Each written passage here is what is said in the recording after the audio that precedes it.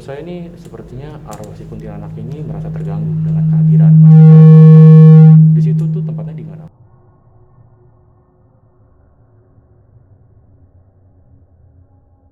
Ke sini ngebelakangin dia. Hmm. Gue kira dia tidur, terus gue gembuk kan dia. Gue giniin, terus kata dia diem, jangan berisik, katanya gitu. Kenapa? Itu kan nama tetangga gue yang meninggal itu Pak Salam. Pak Salam. Jadi adik gue ngomong, tuh Pak Salam ngeliatin, katanya berisik, katanya gitu. Kayak gitu. Terus gue nanya, gue penasaran kan ya, karena gue nggak bisa ngeliat, cuman bisa ngerasain. Terus gue nanya sama adik gue, bentuknya apaan? Tuh pocong depan, kata adik gue gitu. Kayak gitu sih. Jadi kalau emang di rumah gue tuh kayak bisa dibilang lebih hororan rumah gue dibanding gue keluar atau nginep di rumah temen gitu. Oke. Berarti kalau dari kasusnya Bu Anya ini pengalamannya memang tentang rumah horor.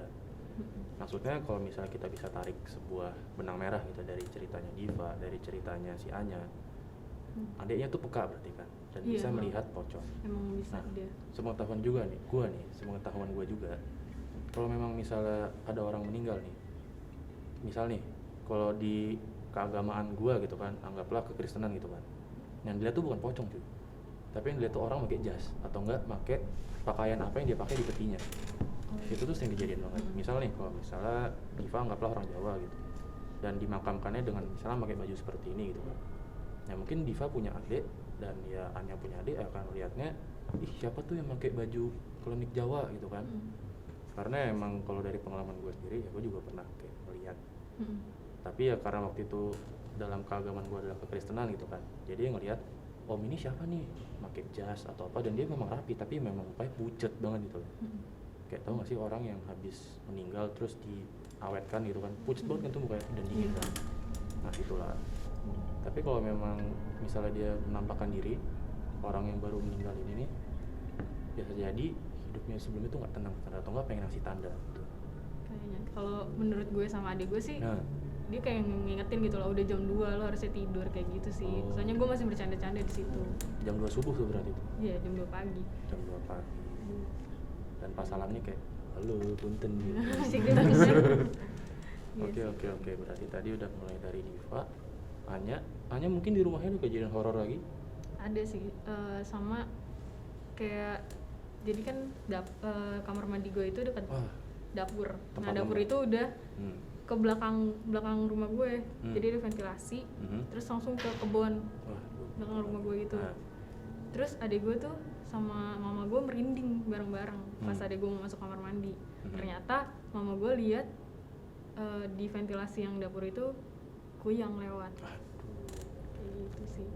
Berarti kalau kayak gitu adik anda yang mesti hati-hati itu. Iya. Soalnya kuyang ini kan ngincer, apalagi kan ya bisa saya bilang anak kecil gitu kan. Iya. Soalnya tetangga gue juga di rumah tuh ada yang lagi hamil. Jadi dia lewat gitu belakang. Nah sebenarnya gini, kalau kuyang itu kalau misalnya yang ini, kalau ini gue baca nih, gue nggak tahu bener atau enggaknya. Jadi kalau memang misalnya kuyang ini kan di Bali tuh sebutannya leak gitu kan. Nah leak itu jelmaan orang yang mungkin istilahnya tuh sini kayak babi ngepet gitu.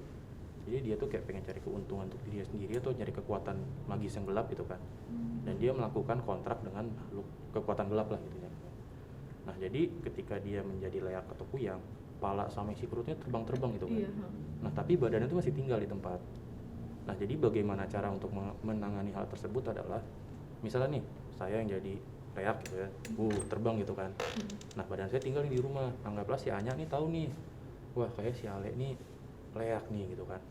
Nah jadi pas gue lagi terbang nih malam-malam nyari mangsa gitu ya, Anya bawa nih kelompok-kelompok orang nih ngambil badan aku gitu kan, terus dilempar ke laut. Nah itu badannya gak bisa balik lagi tuh, itu bisa mati dia. Itu bisa juga nggak sih kayak orang yang ngilmu gitu kan? Kalau orang ilmu kan kayak ilmunya belum full kan, dia pasti minta sesuatu tuh. Karena biasanya kalau orang ilmu berarti kerjasamanya sama jin tuh. Nah jin itu pasti minta imbalan. Biasanya kan kalau di Jawa tuh kayak darah ayam, kambing.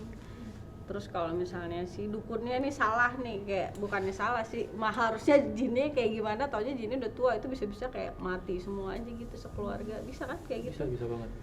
Maksudnya gini, ini mungkin dari sebuah pengalaman juga bisa gue ceritakan bahwa ketika kita melakukan kontrak dengan kekuatan gelap gitu ya, anggaplah pesugihan atau misalnya kita kayak ya pengen lah, wah gue nggak suka diva nih, terus gue santet diva gitu kan. Nah di situ tuh sebenarnya kita tuh melakukan kontrak dengan kekuatan yang bahkan sampai kita mati pun itu akan ngikutin kita.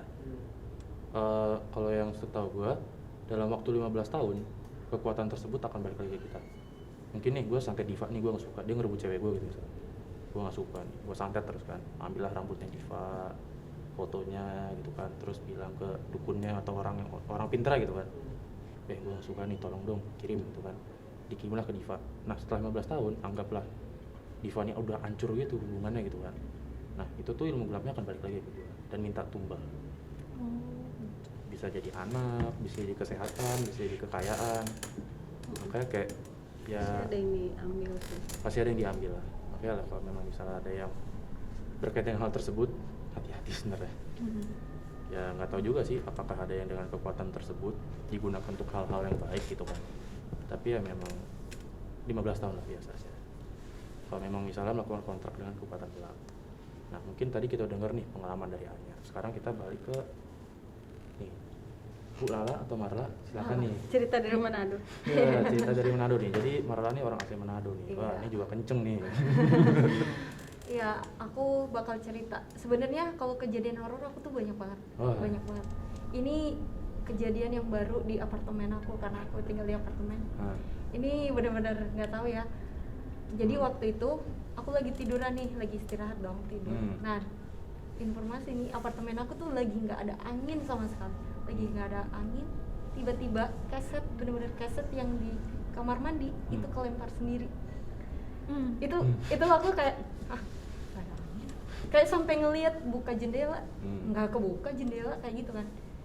Udahlah kayak mungkin oh ya udahlah, udah amat. Kayak aku cuek gitu. Besoknya aku lagi cuci piring nih, tiba-tiba itu bener-bener kayak suara orang tuh di kuping samping gitu, kayak gitu. Itu bener-bener kayak aduh, jadi kayak apaan sih ini, kayak gitu kan. Nah sebelumnya nih aku mau informasi. Jadi itu dulu waktu aku masih SMP, ini throwback ya, aku tuh bisa ngeliat. Aku bisa ngeliat. Jadi itu waktu SMP, aku lagi jalan-jalan sama teman. Lagi jalan-jalan, terus ini udah pulang nih, mau pulang. Itu kita ngelewatin jalan yang bener-bener orang baru 3 hari baru kecelakaan di jalan situ. Itu kecelakaannya jadi orangnya itu dipotong kepalanya atau gimana, pokoknya gitu. Meninggalnya bener-bener kepalanya buntung. Berarti ini pembunuhan? Iya, pembunuhan. Oke. Orang itu katanya ceritanya sih dia lagi bawa motor. Terus kepalanya tuh langsung disabit gitu. Oh, dibegal berarti ini. Iya. Pembegalan berarti.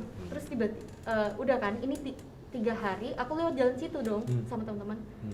Nah itu aku lagi duduk doang, kayak di mobil kan duduk doang ngeliatin jendela. Dan itu tiba-tiba aku bener-bener ngeliat orang itu.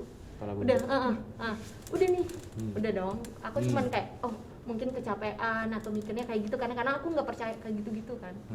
Udah nih. Habis pulang dari situ bener-bener baru sampai kamar itu aku langsung demam.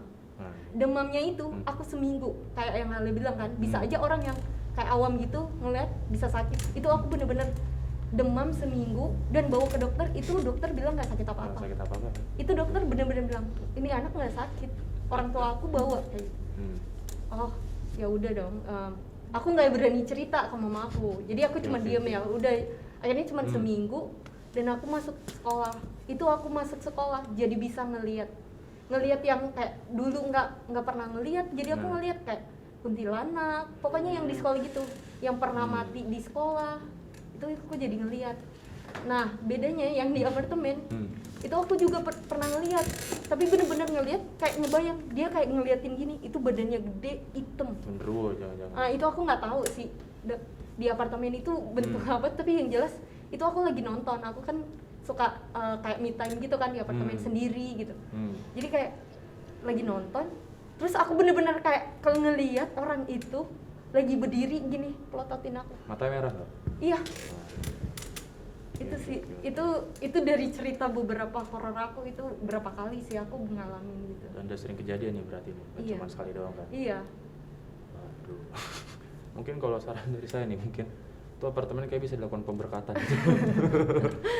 Mungkin gini, maksudnya gini, kalau kata ya, apakah dari yang beragama Islam gitu ada gak sih kayak misal kita punya rumah baru dan rumahnya diberkati dulu gitu, Selamatan. didoain dulu gitu kan. Iya. Nah, soalnya kalau kami dalam kekristenan ada yang namanya pemberkatan rumah gitu kan. Jadi ini kita ngundang pastor gitu kan atau pemuka Iya. agama lainnya, dan itu kan percikan air suci gitu dalam rumah gitu kan.